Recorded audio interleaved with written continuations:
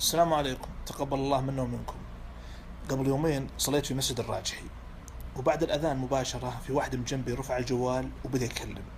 صراحة لا إراديا سمعت وش يقول. كان يكلم ولده: ها قمت فلان، أخوك قومته يا أخي، يلا وش تحتري. وطول بهالطريقة وحط السماعة ورجع يكلم مرة ثانية. كان قلق، كان متوتر جدا، كان يقوم بدوره الطبيعي. صراحة وقتها امتزجت عندي مشاعر الفرح والحزن. ليه حزن؟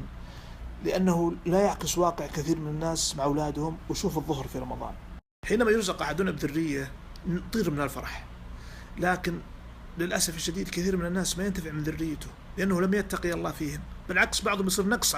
لذلك إذا أردت أن تسعد بذريتك وتذوق نفعهم فاحرص على صلاحهم وعلى صلاتهم، ليرى الله منك حرقة على ذلك كحرصك على دراستهم على دنياهم.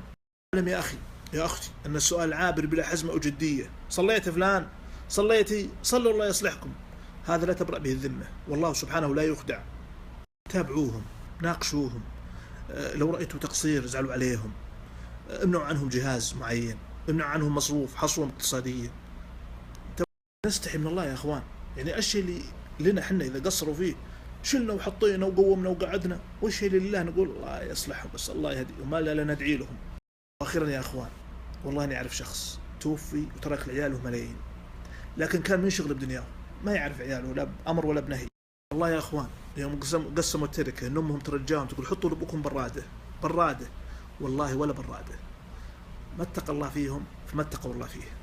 امل منك اخي الكريم، اختي الكريمه، نشر هذا المقطع في جروباتكم.